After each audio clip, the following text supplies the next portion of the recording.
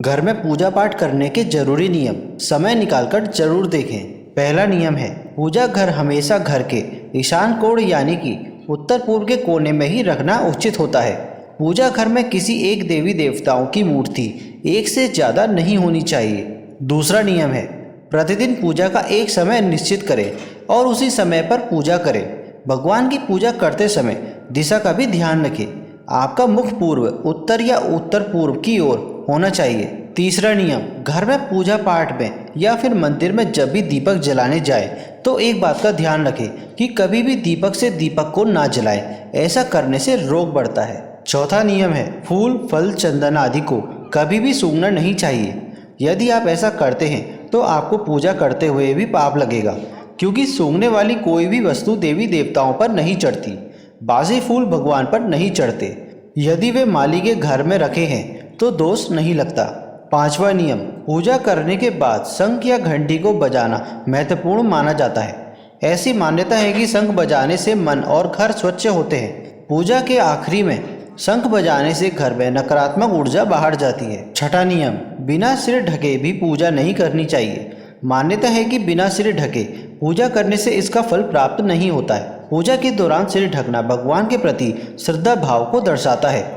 स्त्री हो या पुरुष, पूजा करते समय हमेशा सिर को दुपट्टे या फिर रुमाल से ढकना चाहिए। सातवां नियम, इस बात का भी ध्यान रखें कि पूजा का स्थान घर के फर्श से थोड़ा ऊपर होना चाहिए, क्योंकि भगवान अतुल्य और श्रेष्ठ हैं। इसलिए आप अपनी बराबरी में उनकी पूजा ना करें। पूजा के लिए भगवान को किसी चौकी या फर्श से ऊंचे स्थान पर स्थापित करें। आठवां नियम, किसी भी देवी देवता की पूजा करने से पहले दीपक जलाना अनिवार्य माना जाता है।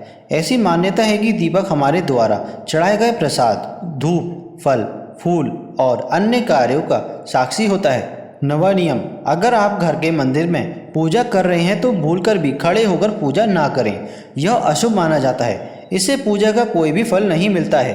पूजा हमेशा आसन पर बैठकर ही करनी चाहिए। पूजा करते समय कभी भी जमीन पर नहीं बैठना चाहिए। 10वां नियम, पूजा के बाद प्रसाद बांटते समय ध्यान रखना चाहिए कि प्रसाद जमीन पर ना गिरे। यदि गिरता है तो उसे तुरंत उठा लें और उसे किसी सुरक्षित स्थान पर रख दें।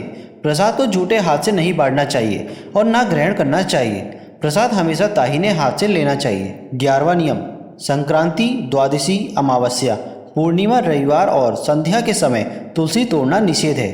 इसके अलावा तुलसी के पेड़ को बिना नहाए या फिर किसी प्रकार के अशुद्ध हाथों से नहीं छूना चाहिए। 12वां नियम, भोलेनाथ को बेलपत्र, विष्णु जी को तुलसी, गणेश जी को दुर्वा, लक्ष्मी जी को कमल प्रिय है। सभी धार्मिक कार्यों में पत्नी को दाहिने भाग में बिठाकर धार्मिक क्रियाएं संपन्न करनी चाहिए।